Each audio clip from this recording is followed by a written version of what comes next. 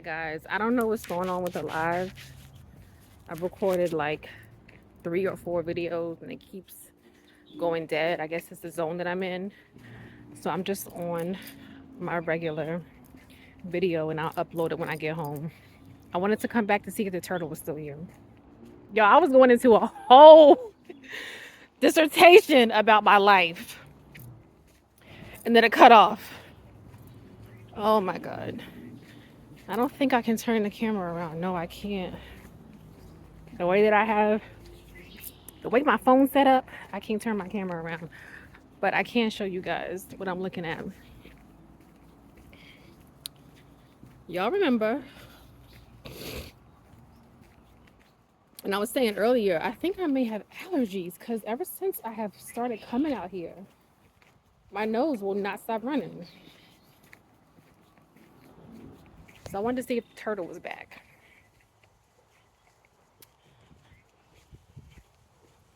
That's the real reason why I came out here. Well, for that and for some relaxation. Oh, I didn't tell you guys. So I also have an offering. I bought some fruit to give to the orishas. I was doing some research and I don't think the way this park is set up, I can get close to the water. I don't want to just throw the fruit in. So I want to give an offering to the orishas. So I bought a banana, an apple, and a pear. Now the banana's on its last leg. I ain't gonna front. But the apple is good and so is the pear. So I want to leave that by a tree. I don't see the turtle. No turtle. There's the water though. Y'all see it? Oh, the ducks are on the water. Yeah, there's no way if I throw the fruit would it reach the pond. There's no way. This is where I saw the turtle at. Right here. So before the live cut off, yo, I was going in talking about how I stumbled upon astrology when I had my spiritual awakening, the COVID, all of that. Like I was going in. Um, so I don't really want to start over, but I will say that a lot of people stumbled upon their spiritual awakening during COVID. You know, COVID was a time where a lot of people were at home, forced to be at home, forced to hibernate. And the higher ups, the big wigs, the people in power thought that that was going to separate people, and it actually empowered us. A lot of people gained knowledge, wisdom, and understanding by being stuck in the house because what did we do? We used our resources. We read, we went online, we researched. And that was when I had my spiritual awakening. And I really, truly came to the realization that what I was doing before COVID was not aligning with my soul's journey. Oh, would you look at that? Shit! Oh my God. Would you look at that? Oh my God. I could just build a house right there. No one would know. I mean, they would see it, but what can they do?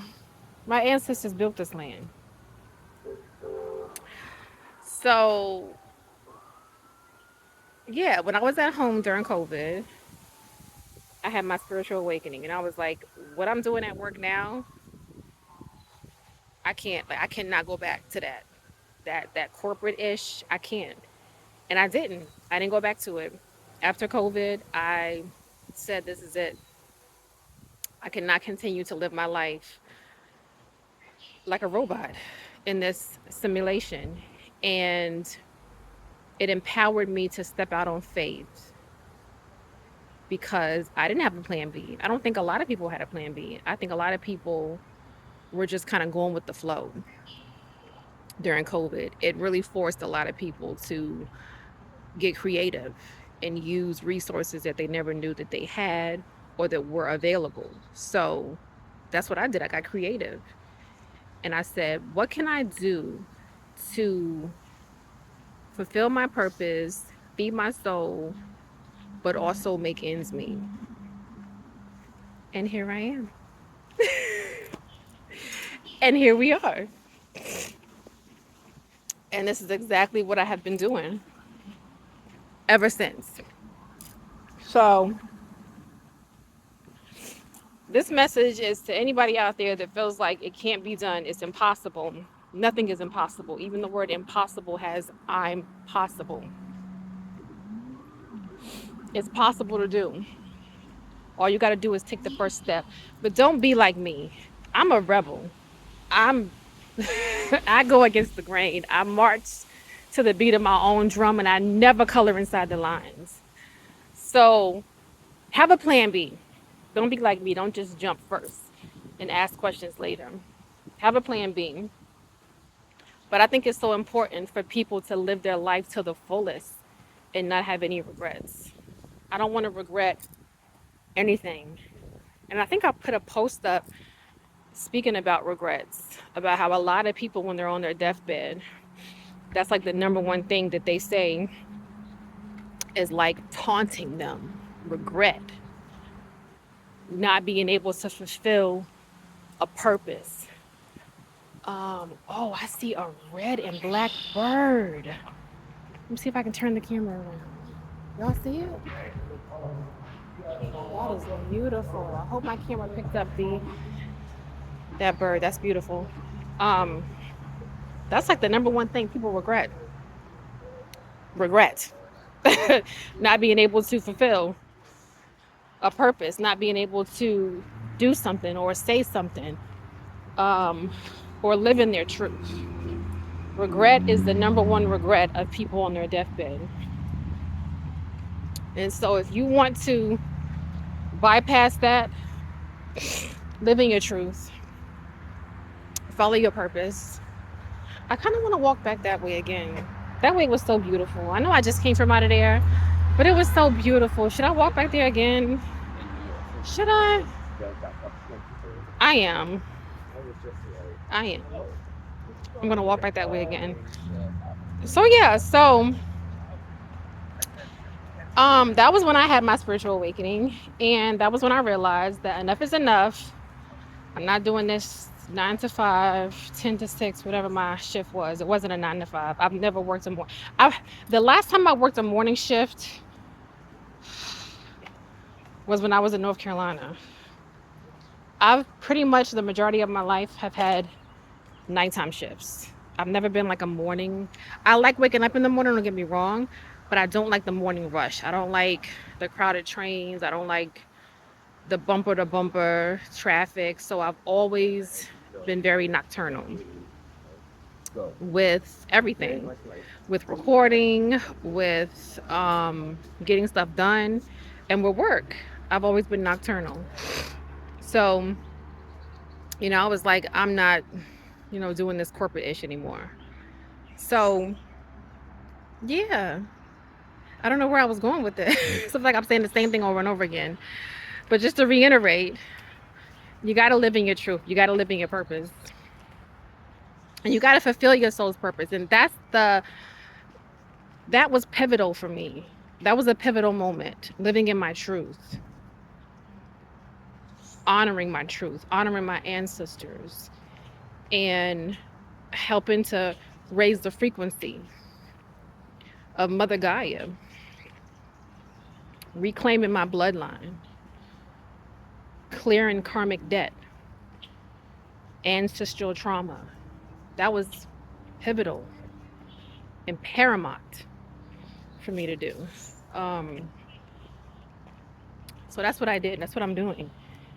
And that's what I help other people do. So if you're new to my channel and you're wondering, what is this Erykah Badu talking about? That's what I do for a living. I help people find their purpose. And that starts with astrology. Believe it or not. That starts with astrology. And I was saying in the last live that got cut off that I stumbled upon astrology when I was, I want to say late elementary, early middle school. My aunt, I don't think she watches this channel, so I can say her name. Well, no, I won't say her name. In case she watches this channel. I stumbled upon a book that she left at our house when she used to live with us. And she had a bunch of shit highlighted. And I was like, what is all this? Pisces, Capricorn? And I just started reading it. I would put the book down, I would go back to it periodically, you know, go back to it. And then she saw that I had picked it up and was reading it. And she was like, oh, you're into astrology? And I was like, I don't even know what it is, but it seems pretty accurate. I'm reading the Sagittarius part, and it seems pretty spot on. She was like, yeah, it is. She was like, it even gets down to the intricate parts of like the physical features. And I was like, what? And she was like, yeah, and once you get real good at it, you can learn about like the comets, the asteroids, the comets, asteroids. What else did she say? Um,